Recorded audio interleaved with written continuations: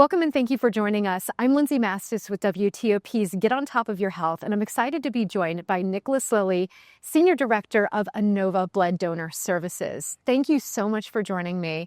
I'm so excited to learn a little bit more about blood donation and why it's so important to give throughout the year.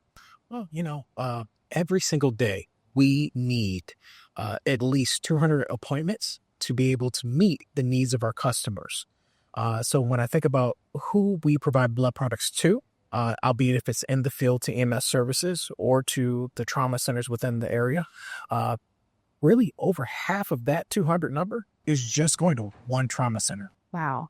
And the need is so great all of the time. If somebody wants to be donating all year round, how often are they allowed to do so? So for your regular whole blood donation, someone can come in every 56 days or every 8 weeks. Now, while we do have donors that will go and donate platelets, where they'll come in every 2 weeks, which that particular product does have a much shorter shelf life. It's only good for 5 days outside the body, and it's in high need, high demand. So if you really need for people to come in and donate platelets and whole blood every couple of weeks. And one of the big ways that you're able to do this and to meet the need in the community is with the Inova Bloodmobile. The Bloodmobile is very impressive and it's very large, I noticed. So what has to happen at a site for the Bloodmobile to be able to come out and to help people in that community? So our account managers actually will go out to a site and do a visit. They'll need about 40 feet to park the Bloodmobile, and then they'll go through a blood services agreement, perhaps get a certificate of insurance, and start to market and schedule the drive. Now, this whole process really kind of takes about 8 to 12 weeks to get things set up. So while we'd like to say we'll be out there tomorrow, give us a little bit. Once you have that established relationship, if there's a critical need, is it easier to come back to some of those same sites? Absolutely, absolutely. So there have been certain instances where, if there is a critical need or a mass casualty, where we'd come out much quicker once we're already established. And it's from the outside, it's so impressive, but inside it's also quite spacious. Inside of the vehicle, we can see about 8 donors at a time. That's a lot of people. So you can do multiple blood donations at the same time? Absolutely, absolutely, absolutely. So our team members that do phlebotomy can see 2 donors each. And then we got a couple of screening booths inside where they do health histories. They'll do their vital signs, review their medical history and behavioral history. And if everything goes well, they'll go and be drawn. Do you ever get to sites where there's like a line out the door, people waiting to get in and donate? Frankly, not enough. There are a couple, but as we continue to build community relationships, we hope that we're able to see that site. And when somebody first sees the Bloodmobile, the Inova Bloodmobile, what kind of response do you usually get? Well, people are very impressed by how bright and colorful the new buses and the new branding looks. So we're very proud, and we've got some great advertising on the outside. So if you're in traffic and you see us, give us a call, send us a text, go to our website, and we'd be happy to go to your place of business, your place of worship, your school, wherever you are. And there's a lot of thought that you've put into just the design and creating these Bloodmobiles. Yes. So that process really does take about a year to build those vehicles out.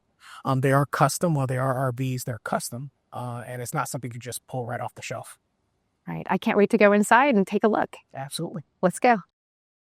So we're inside the Inova Bloodmobile. I'm very excited to see what it looks like in here. What can people expect when they're ready to donate and they step onto this Bloodmobile? So, when people come onto the Bloodmobile, after they filled out their paperwork, the very first thing that you should see is someone greeting them and ask them, how they're doing. They'll go back into the back of the vehicle and go through the screening process where we'll ask some behavioral questions and medical questions.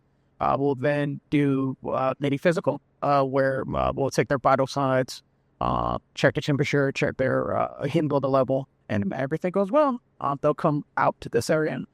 They'll be placed on one of these beds. We'll check out their arms, make sure that their veins are acceptable, and from there, we'll draw their blood.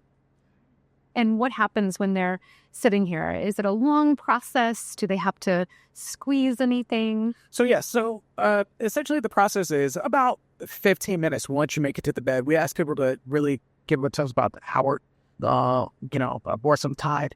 But they'll have the needle placed. Always like for you to take a deep breath right before that happens. Yeah. But then they'll squeeze every 5 seconds to let the blood flow. After the process is over, we'll wrap them up, give us some post-donation instructions, and then they'll go over to the refreshment area where they'll get a chance to have some snacks and wait for about 15 minutes, make sure everything's okay. Do you find that when people are donating for the very first time, they might have a little bit of nervousness? Does that nervousness go away as they walk through this process? Sometimes when you see people that are nervous, it might be either due to a past experience, but maybe thinking about who they're going to help or who's been impacted by, the donations or the need for donations. And so you do tend to sometimes see that go away as they make it through the processing. So, that's why that going greeting and that connection with our team is so important, because we want you to feel like you're having a positive impact on the community. So you'll typically see, that wall kind of come down as they continue through the process.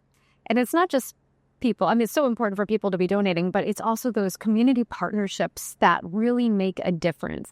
Tell me a little bit about the need to partner with organizations and businesses. So, we actually work with faith-based organizations, schools, government organizations, businesses, anyone under the sun, even people within the community, they're just interested in connecting the community with the blood donation efforts. And so that's really a staple of what we do. And we really depend on the community's support to be able to help our patients. And once you do a blood drive or somebody comes in to donate, where does their donation go? After you donate, the blood products will make their way back to this location here in Sterling. They'll be processed and tested. And so the products themselves actually go into a temperature-controlled storage, where blood cells, for example, they're stored at 1 to 6 degrees Celsius. Plasma, another component of the blood, is stored frozen. And then platelets are stored at room temperature. The tubes that are drawn with each donation are placed for what's called relevant transfusion-transmitted infectious disease testing. And so while we are the largest hospital-based blood center in the country, this type of testing typically doesn't happen at a place of our size. And it's very critical that we have it, because we really rely on being able to turn over those donations every single day. And when it comes to where the blood is ending up, Inova, of course, has a need for blood donations, but this might end up on ambulances. You're absolutely right. So we have over 30 EMS partners within the Maryland and DC community. And so one of the most important impactful things that I tend to see is people coming in knowing that they're going to be potentially helping someone within their community that might need it in, emergency situations. The emergency situation is so important. We've talked a little bit about the need for blood throughout the year. Whenever something does happen in the community and there's all of a sudden a need for a lot of blood donating, do you want people to be contacting you, or do you want your partners to be reaching out? Honestly, it's a little bit of both. So we have people that work here called telerecruiters, and so they receive incoming calls, right 8 to 9 hours of the day. But we also do have hospital services line that can take incoming calls from customers, from businesses, for people that are interested in making an impact. And that way, because we want your community to be our community. And the only way that we can do that is by having those connections. So it really is a little bit of both. We may reach out to the community, but we also hope that the community comes to us, because any of the blood that's donated here with Inova is used locally. And a lot of times we're thinking about donations, we're thinking about what the donor is going through, but let's talk about what the recipient of the donation is going through and that impact it's making in their life. Yeah, so right again, I mean, thinking about the patients on the other end, we attempt to collect over 200 donors a day. One of our customers used half of those products as level 1 traumasin.